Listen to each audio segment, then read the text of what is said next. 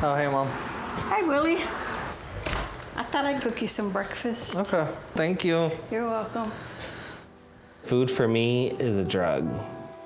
A drug, a coping mechanism, something like that. All right, I want to make sure I make you enough. All right. When William wakes up in the morning, he's stressing about something, and he's trying to use the food to make it go away. Oh my gosh, right now, William is so dishonest with himself about his eating habits, but I almost never see joy in him. So yes, probably partly my fault because it was me giving him the food because I want to see joy in him. But I really feel that as a mother, you do the best of what you think you have available. Here it comes, Willie. Okay.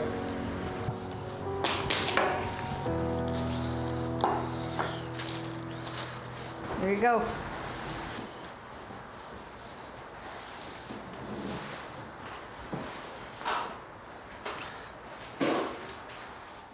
When I'm eating my mom's cooking, even when I'm starting to feel full, I just can't stop.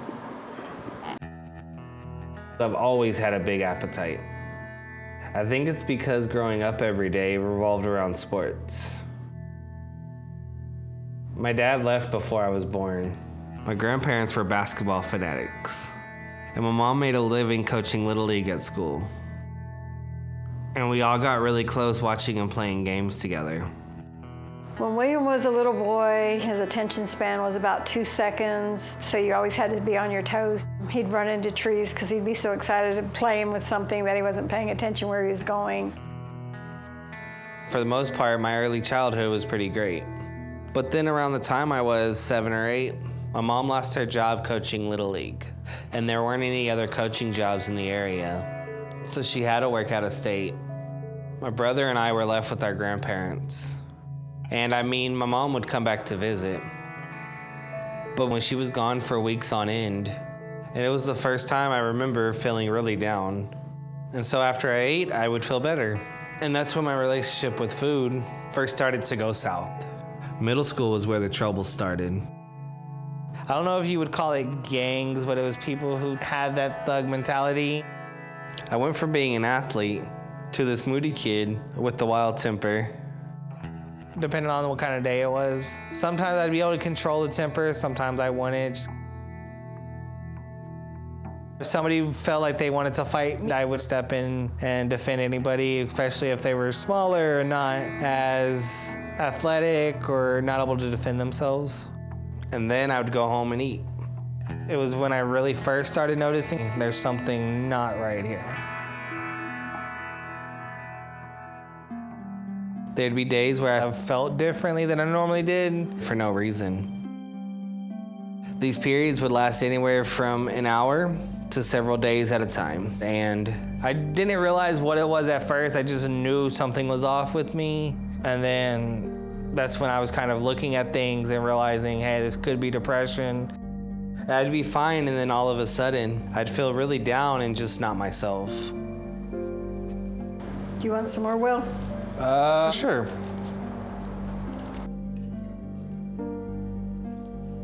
Then right around the time I started getting depressed. During basketball, I partially tore my ACL to the point to where it's basically being held on by strands. So I was immobile on crutches. My dream was always to play professional sports, whether baseball, basketball, or football. When I couldn't really be active and not be able to play sports, not be able to work out, not be able to do anything, and led to a really bad depression. I started playing a whole lot of video games, and I barricaded myself into a room and didn't let nobody else in. And that's when food, it just kind of substituted everything. My senior year, my ACL healed, but the depression never lifted. And then I just kind of got tired of just playing sports, and I just wanted to do something different. And part of that was the depression, because I didn't feel motivated to do anything. I didn't have like a backup plan or anything like that. I liked the idea of being a positive influence on people somehow. So after I graduated high school, I ended up transferring over to Job Corps. I want to go to school to be a correctional officer. Job Corps was great because it gave me a free place to live. While I got paid to get certified for both armed and unarmed security as well as to work corrections, and then while I was finishing my studies, I noticed this fellow student who was overweight like me, and we started talking. And then it quickly developed into something where we became very comfortable doing just about anything together. So then we dated for about 3 months, and then we just randomly decided to get married, and it was just kind of a spur of the moment thing. It wasn't like a thought out process or what the future holds, anything like that.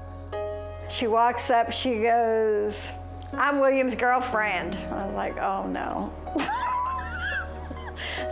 So I tried to talk him into living together. I tried to talk him out of getting married. I said, living together, you'll get to know each other. I don't think the marriage is the right thing right now.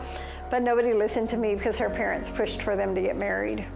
We moved to Colorado, and I did work security for a little bit, but I realized really quickly that security was not what I wanted to do. So in terms of other jobs, customer service was what's available. I even started looking at studying video game programming. But just as I was doing that, my marriage came to an end. Willie, are you ready to go to the grocery store? Yeah, I am. What do you want? What are you gonna get? I don't know, probably some like chicken, definitely get some soda. I think I'm out completely now. Okay. My wife and I were together for 5 years, and we no longer had those same feelings for each other. Like, we loved each other, but we weren't in love.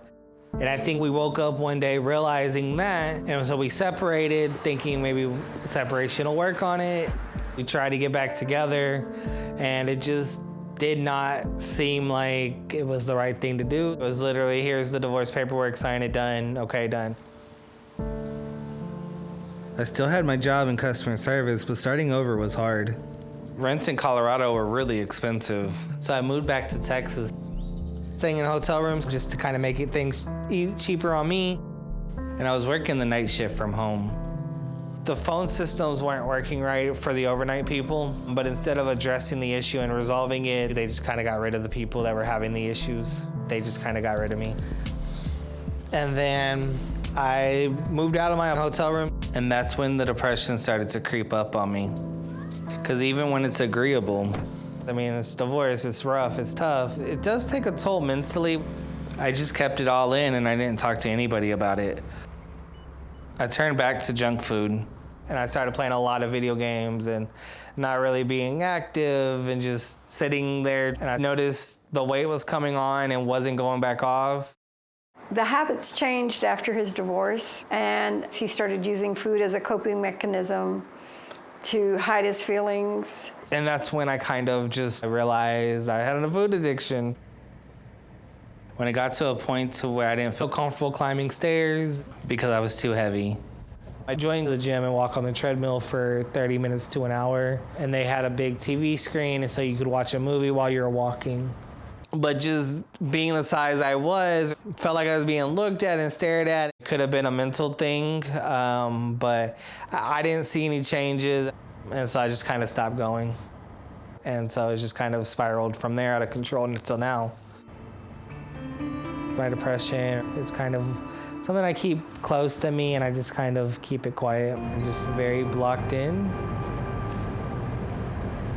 Kind of cut everybody out when I started gaining weight. Kind of, as I got bigger, I just kind of distanced myself from everybody.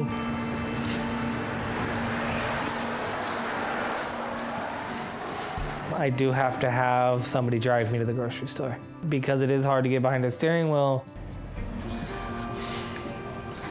I mean, I wish I could go by myself just because I'm in my 30s, but life can be very challenging this way because there's not a lot of places that are built or made for heavier people. So it's harder to get places, go to the grocery store and stuff like that.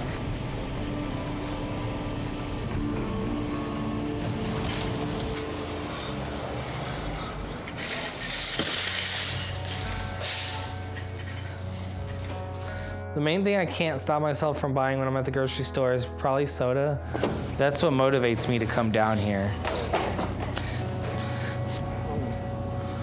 I usually go through a 6-pack of those within a couple of hours.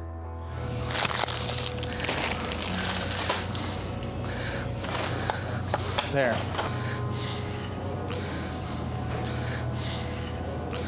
And as a parent, unfortunately, there's really no guidebook. Did we teach them the right things? Did we do what we should have done as a mother? Every child is different. Every need is different. But at the end of the day, as a mother, it was my job to probably teach him healthy eating. Here's some cupcakes. You got hot dogs already? Yes. I don't do a whole lot of vegetables. Mostly I cook meat up and eat it. The thing that I enjoy most about food is the taste and the flavors.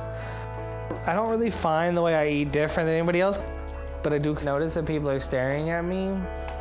It makes me nervous, and then I want to get what I need and get out as quickly as possible before I start to get claustrophobic.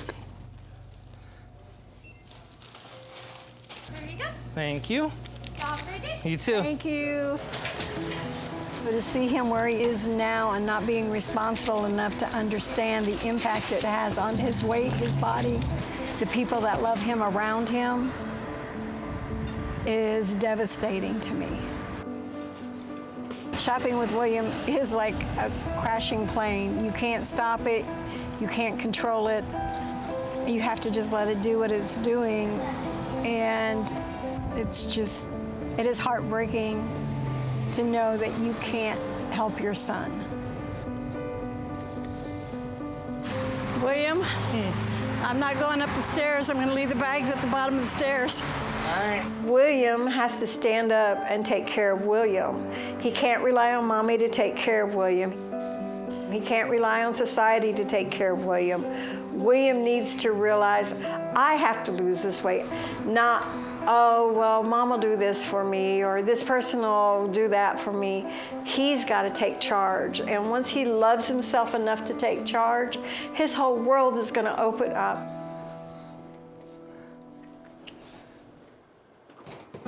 I feel like life is passing me by. I spend most of my day pretty much here in my living room. Sometimes I go a month without any depression issues, and then sometimes it's there for several months straight through without a break, and that's when eating becomes like a way to cover a hole.